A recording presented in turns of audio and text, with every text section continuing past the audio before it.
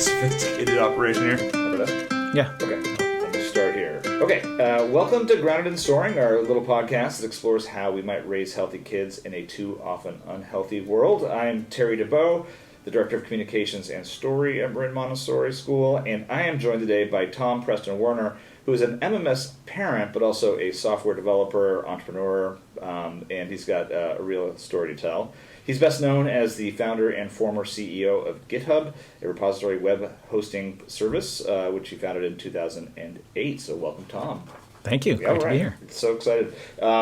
So we wanted to have you on because you were right in the middle of a revolution that reshaped our world and that we're all in the middle of. We're going to dip our toes into a much bigger conversation around the role of technology and what role it plays in modern life, what we might do with it in terms of exposing our kids to it, how we should go about preparing them to be agile creators, not just passive consumers. So like a big topic, we're going to do a little bit of it and see where we go. So can you just talk a little bit about your experience as a developer, what the world of software developing is like? Yeah, well, I grew up in the 80s, and so I didn't have my first computer until I was 10. My dad got a TRS-80. Oh, yeah.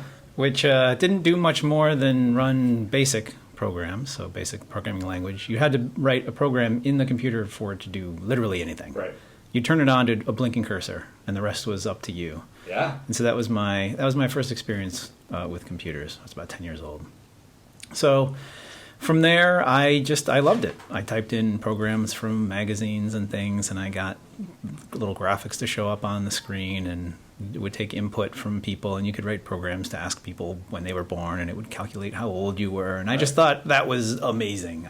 I loved the idea that I could write a program and make a computer do whatever I wanted. If I knew enough, if I knew the commands to do it, I could make the computer do whatever I wanted. I loved that problem-solving process, the thrill of actually figuring something out. Right. Was always the best. Keeps you going, gets you to the next step. I was just always exploring that thread of programming all through my childhood. While I was mostly interested in physics, I thought I would be a theoretical physicist one day. That was what I went to college for initially, but then I changed to computer science when I realized that physics is just math. Yeah. And I actually don't like advanced math quite enough to become a theoretical particle physicist. It turns out I love the immediacy of writing code. You can write a program to do something and deliver it to the world and have instant value, where in physics you might toil away for 20 years to make one significant discovery. Mm-hmm. And I like that idea that I could be helping people, creating value in the world immediately by just sitting at a computer and typing on it. I'm just curious about how this has changed the human experience from your perspective. You've seen it up close. What changes, positive or negative, do you think this technological revolution has had for just being alive? If I have to make broad brushstrokes, it really is around efficiency of access to knowledge. Mm-hmm. When I was growing up, you had books, you had maybe some TV programs, encyclopedias. If you wanted to learn something, those were your avenues. And so I would have books on physics or electronics. And I would have questions. I would want to know things. But I could not figure those things out. And no one around me really had knowledge of those things either. I was kind of deeper into electronics than anyone in my family or at my school knew how to go deeper. Or I didn't know who those people were to ask, or I was afraid to ask.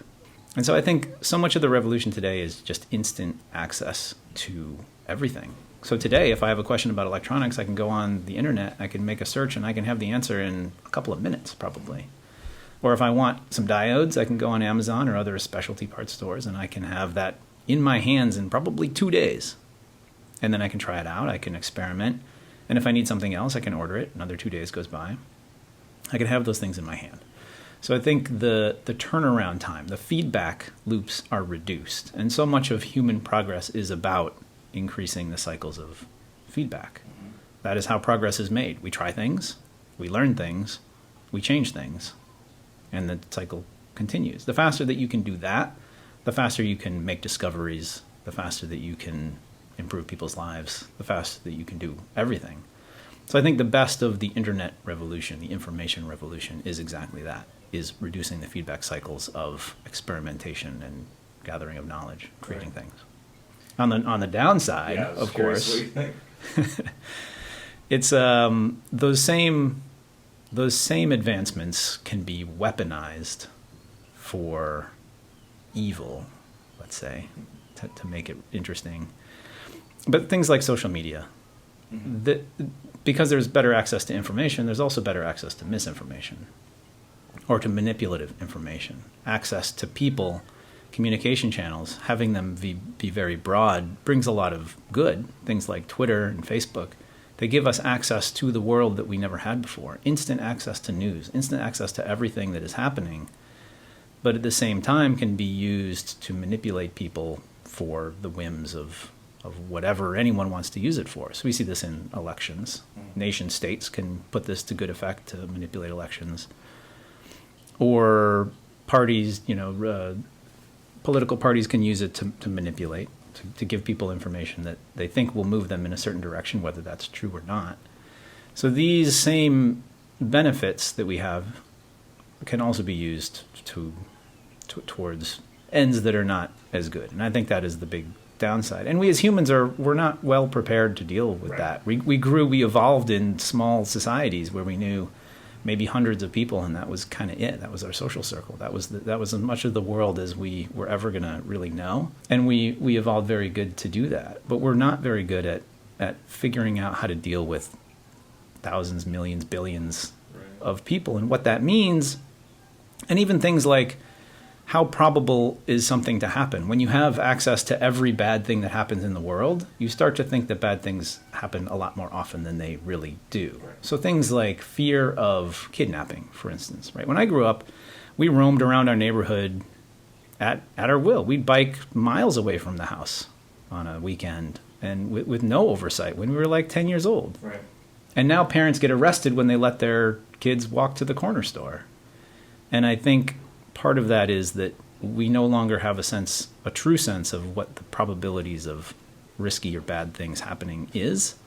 And so we become much more risk averse, or we're afraid in ways that don't make sense. Because if those things were happening at that rate in our small community, of course, those would be huge problems. But when they happen at the rate that they do in the entire world of billions of people, that's a different thing. But we don't know how to figure that out in our heads. Our evolution has not allowed us to. It has not caught up with the technological revolution. Right, exactly. Yeah, I was an English teacher forever, and I always think about, I don't know the last time you read Walden, but Thoreau wrote, "We don't ride the railroad rides upon us," and that was a very old, ancient time, considering where we are now. But the same principle seems to hold, like that.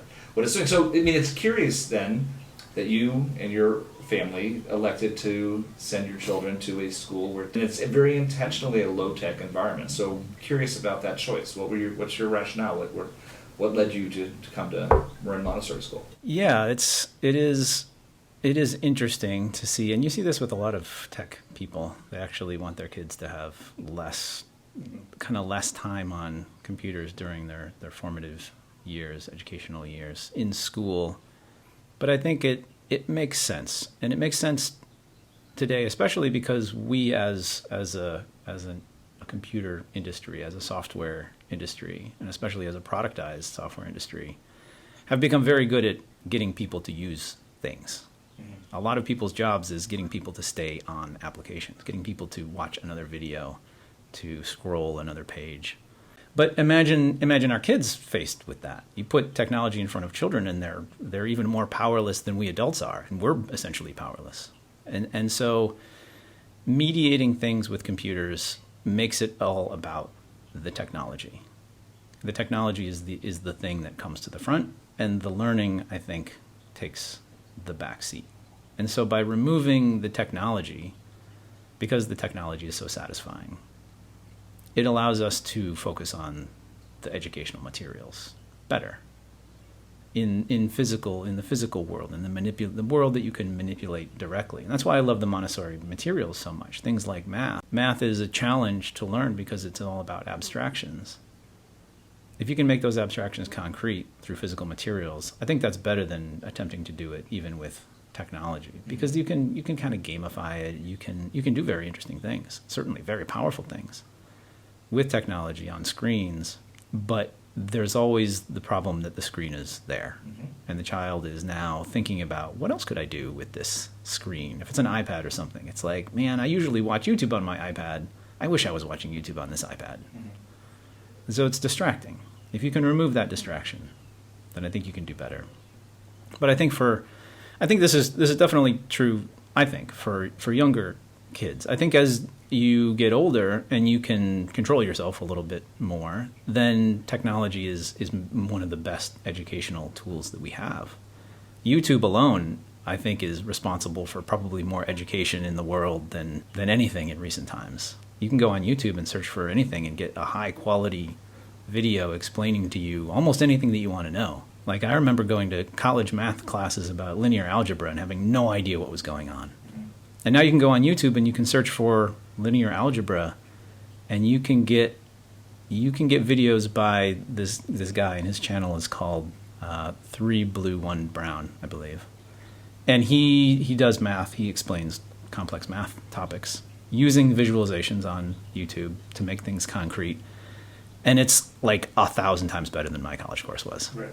I actually understand things. So I think at a certain point, it makes sense to use it for education. But in earlier years, to me, it gets in the way. And we toured a lot of schools when we were looking for kindergartens, especially for our oldest, 10-year-old. And every classroom that had a screen, it just didn't feel right. It felt like there was something extra. And there's also extra stuff to go wrong. It's like, how many times have you had to fix your computer when something went wrong? Right. Do you want to spend that time fiddling with your smart screen because it's not working right, or you're watching videos or whatever? It's like, should we be watching those videos in that context? I don't know. Like, it's consumptive. Like, you want education to be interactive, to be physical, I think, to be like that. To me, is more satisfying. Right. Well, so it's interesting to hear about your origin story and how sort of aesthetic, meaning like how it called you to life to be a coder, right? Yeah. And to have all this opportunity.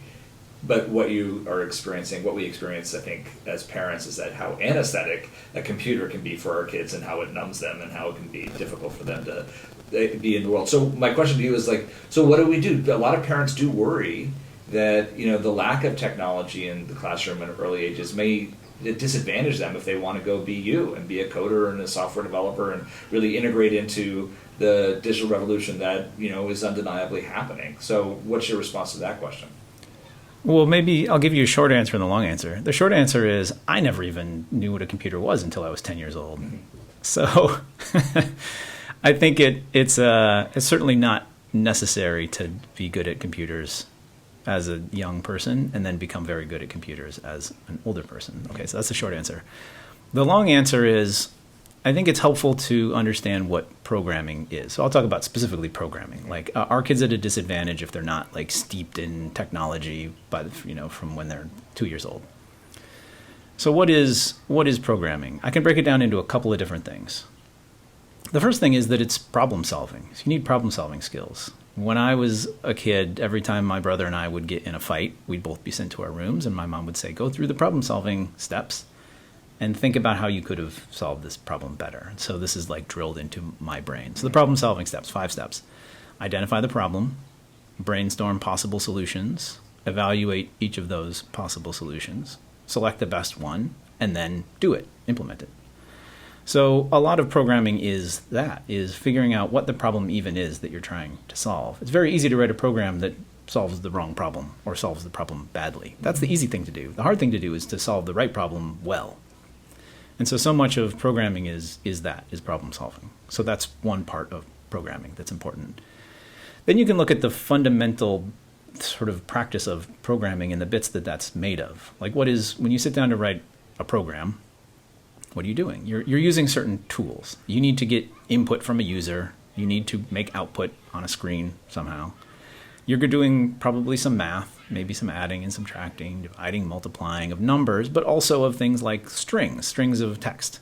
So adding text together might be concatenating them, just gluing them sort of together.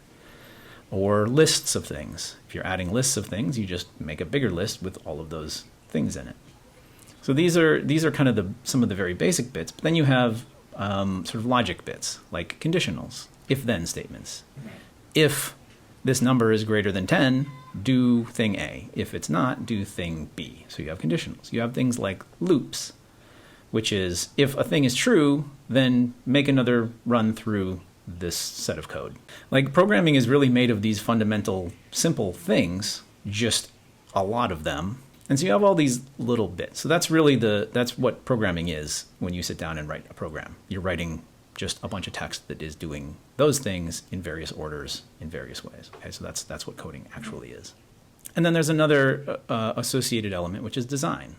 So many programs are not just pure code, but most of the code that we write today, things like web applications, desktop applications, games, spreadsheets, all of these things have some kind of an interaction that a person is going to make with them. And that's all about design. But design skills, like thinking about the world and how people work and how people want to interact with things, that's another element of programming. So I'll stop there, and there's other things, right? But let's say those are three fundamental things about writing code, becoming a programmer, and being effective at it. So do you need to be doing those things from the time that you're 5 years old in order to be successful at learning code? What if you start doing that when you're 10 or 20 or 50? To me, it's not like the writing of the code itself is not the most important thing. It's how you think. So it's the problem solving, which you can practice in many different ways without a computer, it turns out. That's a basic life skill that I think everyone can benefit from using. Anytime that something is a challenge, or anytime that one of our kids is frustrated with something, I'll stop them and I'll say, calm down, first of all, just chill for a second, and then think about what the problem is. Like, what is the problem that you're trying to solve? Like the other day, our 10-year-old needed to wrap a gift, and he was frustrated that he couldn't get the paper to like lay flat. I was like, could you like just chill for a second, like calm down and think about how you could solve that problem, right? Run through these steps. Like it can be very simple things. Right. But in the moment of being frustrated, we like give into that frustration and forget that like, oh yeah, I'm a smart person. I can solve problems. How do I do that? Oh, I can run through these steps. So that's a practice that can be made at any age without any help of a device, any technology. So I'd say practice that. As far as things that you do in coding, things like loops and conditionals, and like it's all sort of logic. It's all procedural logic, essentially. So how can we practice procedural logic without computers? Legos are great for that because you're following instructions. And when you're programming, what you're doing is giving an exhaustive list of instructions to a computer to execute. And it's not going to do anything but those instructions. So you have to be very precise. And so doing something like Legos is good practice because you're following instructions. And if you get it wrong, you're going to find out later on that a thing isn't working. And now you're going to have to go back and figure out what that is, which is essentially debugging. You're like, I missed an instruction somewhere. Where was it? Let me find where that is and take this thing apart as much as enough to get back to this thing. So that is essentially one of the skills of programming is that kind of procedural work, the attention to detail, and then figuring out when it goes wrong how to fix that.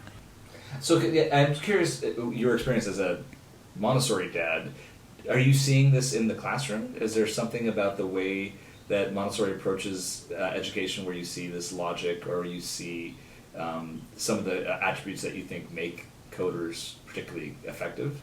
So much of Montessori at that age is building agency, getting kids to be responsible for themselves, independent.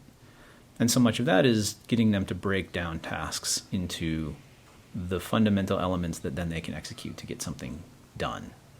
And a lot of the math that they learn is sort of this. It's algorithms. It's doing the long division problem, which is a kind of an algorithm. Follow these steps in this order and do it right, and you'll get the correct result.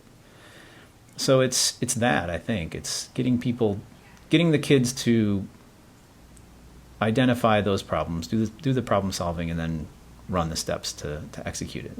Yeah, I mean, that's funny. As I've watched it as sort of a newcomer to this, there's a part of the approach to mathematics and to others where, because it's manipulables and because technology's not there, they have to engage with it sensorially, and right. and they have to bring logic to it. Whereas I remember my math classes and other classes where it was really a game of, can I replicate something that someone else has told me to do in such a way that I get a result that gets me a grade that doesn't get my parents mad at me. Like, that was Right. my education, right? I never understood math. I never really understood it, even though I was able to get through high school and college and everything with it, because it was always abstract, and its function was to achieve an end that was to sort of create so that I could live my life and not have people angry at me. Right. And so I just wonder if the sort of the joy that you felt as a child with technology and learning how to code, maybe the modern version of that is, in a Montessori classroom where there aren't screens and they can actually engage with sort of the wonder of making things happen. Yeah. What do you think of that? Yeah. Well, for me, as a sort of engineering-brained person, anytime I could break something down into a set of things that could be done and end up with a result, that was satisfying. And I think that's the real magic of Montessori, is that progression from the youngest grades with the materials and building up those abstractions and having a chance to go from the concrete to the abstract. Like, that is always important. The only way that you really get to an understanding, an abstract understanding, is through a series of concrete examples. And then you can derive the abstraction directly, and then you can reason about it. And then maybe people can talk to you about it abstractly and refine your understanding of that abstraction, or how you can use that abstraction in other surprising ways. But to get to the abstraction, you have to go through the concrete. There's almost no other way to get there. And I love, especially in the math, but also in the English, like using the different shapes for the different parts of speech, and how they correlate, and like the different things related to a noun are all triangles of different sizes, so they must be related somehow. And then you get that sense of the structure of a sentence. And I love that. And visualization. Here's another thing that I think you can do without a computer, is any kind of visualization task, spatial reasoning.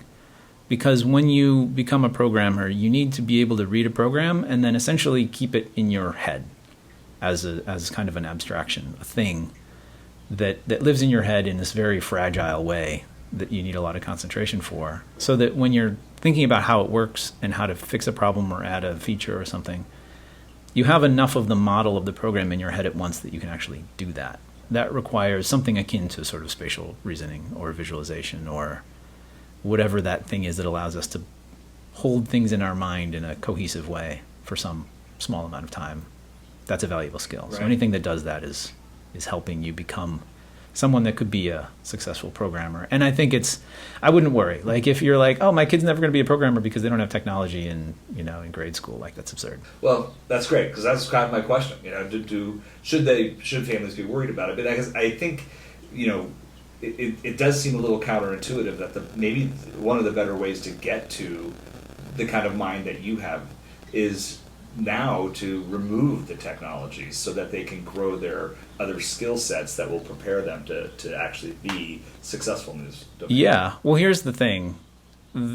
Kids of our generation will be, unless you're like really purposefully being like, you will never touch technology, like, it's inevitable. It's everywhere. It takes very little time for them to get up to speed on them, especially as they get older. Like, you could take a 10-year-old that has never seen a computer before, probably in their life, and show them a few lessons on how to use like Microsoft Word or something, and they'd be set. They'd be good to go. Like, they don't need to have like thousands of hours of practice to be good at using Microsoft Word. Right. So anyway, this was a wonderful conversation. I just I know it's much bigger. Keep going, but I just want to thank you for coming and starting it with us. Really appreciate it. If you're listening out there, you can visit our website, groundedandsoaring.org. You can get podcasts and all the other content we have on there. We've got social media channels and all the rest. So if you have suggestions or comments, you can always go to Grounded and Soaring and let us know. And thank you again, Tom. Really appreciate you coming in. Absolutely. Thank you.